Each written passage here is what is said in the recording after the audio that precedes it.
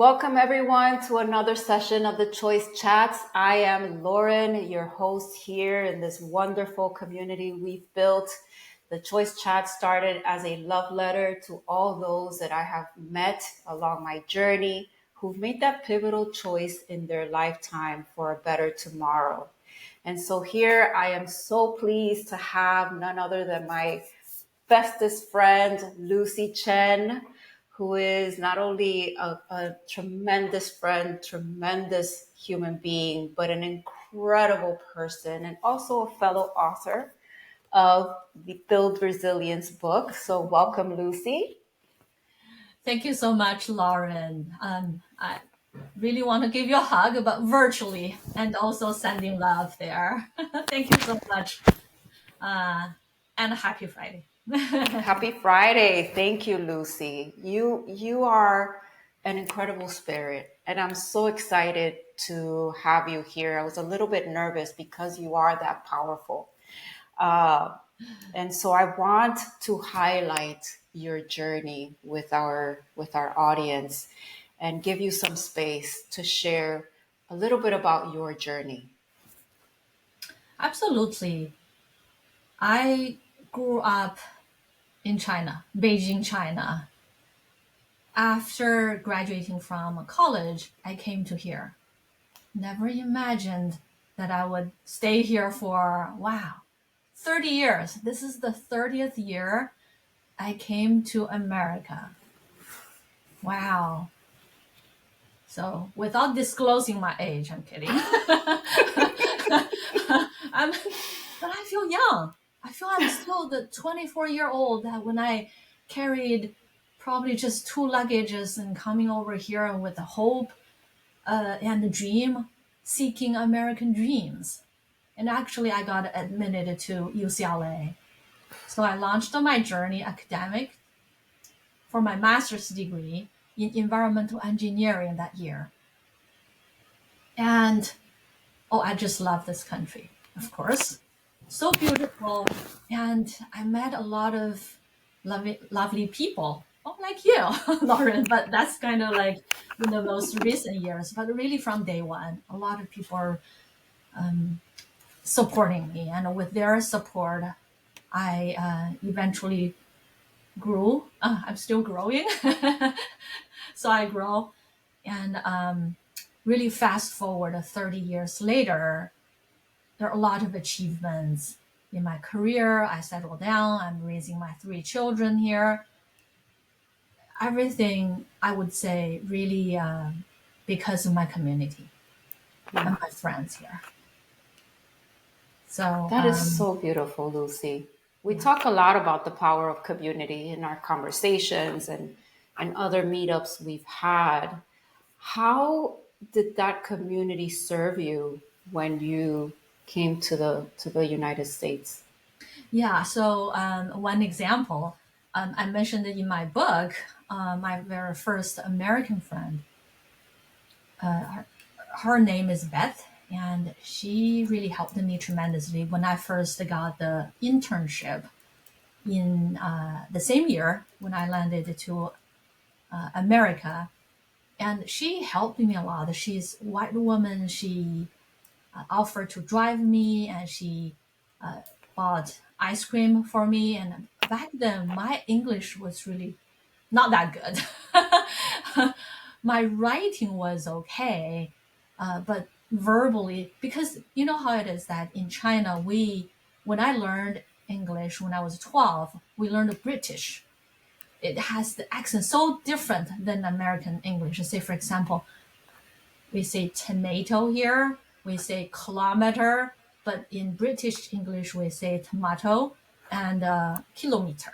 Things like that, just small words that with my broken English, I improved a lot. So she helped me tremendously. And also, she encouraged me and she inspired me. And she said, I believe in you, Lucy. You're going to be great. You're already great. You're going to be really successful going to UCLA. That kind of a spirit really filled my heart. So that's just one example.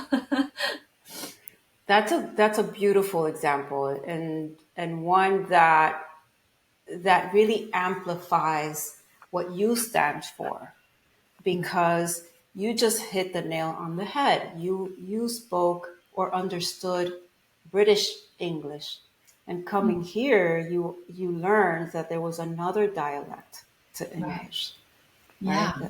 Yeah. The American English. And so your journey is not only powerful, but it's inspiring so many, particularly people who have relocated from one place to another, whether Mm. it's domestic or global. Right. And so I want you to share with us, what was that pivotal choice Mm. that led you to where you are today and the impact that you're having on all of us today? Right. So there are many moments, but I want to share with you one particular one. It's related to set boundaries and empower yourself with your voice and your speaking up. I shared with you that I'm a Toastmasters. I have been practicing my public speakings for the past 15 years now. So I joined in 2009. It one thing is about improving my communications. Another one is really about the mindset and culture. When I was growing up in China, it's so different in America. The culture is that, oh, you don't make a noise. You don't want to become the center of the spotlight. You don't speak up. You are not authorized. So also as a woman, we tend to really apologize. We tend to ask people for permission of speaking up, right? And I learned to ask questions at the classroom, but I was like, can I ask you this? May I ask a quick question? Still nowadays, I still try to remind myself, I don't need anyone to give me permission. I can Mm. just speak up confidently. I don't need to say, oh, just a quick question. Can I ask you this? Just 5 seconds. Mm-mm. Remember the book Lean In by Sheryl Sandberg? I Yes. got inspired by that book. Also coming back to the Toastmasters, I failed a huge presentation at work when I was working in a Wells Fargo back in 2006. And I cried. I wanted to quit my job. I felt so shameful and embarrassed and incompetent. Inside of me, I was like, okay, I'm not good enough. I'm not good enough. I can't. And everyone hates me. But then I realized no one really cared that much. Only maybe for that 1 hour when I gave an incompetent presentation. But I learned the lesson was that, okay, one is gain self confidence, two is communication skills, and the leadership. They're all tied together, right? So I joined the Toastmasters and I regained my power, my Mm. voice, and I started speaking up. So that's really a pivotal moment. One example. Lucy, that is incredible. You use that opportunity, seemingly a setback for you, and you used it as an opportunity for a great comeback, because you joined Toastmasters and you're now this powerful speaker who speaks to people from all over the world of all different ages. I know you advocate mentorship and Yeah, coaching a lot, right, especially emerging leaders. right. But what's powerful about your choice Mm, is that you could have easily let that situation intimidate you and shut you down. yeah, Instead, you used it as an opportunity to not only improve your skills, but to amplify your voice in a way that helped you amplify others. right. Absolutely. Absolutely. I totally agree with you. Say, for example, a lot of times that we are hesitant to speak up, right? Because we want to have a consent. We want some other people maybe speak first. But why not that we stand up to be the first one to speak up? Use our voice to make a point. Because, I mean, I mentioned in my book, there is a vicious cycle. If I'm silent, I don't speak up. And of course, there's assumption that you may not be really interested, or maybe you're not capable, you don't care, you're not part of us, right? But at the end of the day, I mean, this is maybe part of me, just culture. As an Asian, we're quiet. We just smile. We want to be pleasing. Like being a pleasing person, right? We don't want to speak up and to offend anyone, to be confrontational. But the thing is, a lot of times is we need to regain our power. Speaking up, taking a seat, making a point, supporting others. So totally agree with you. Make the choice to speak up. That is beautiful. And that's a nice segue into my last question for you. What is that one thing you want to leave our audience with today? You have the power and strength inside of you. It is your choice to increase and to realize this power and to tap your potential.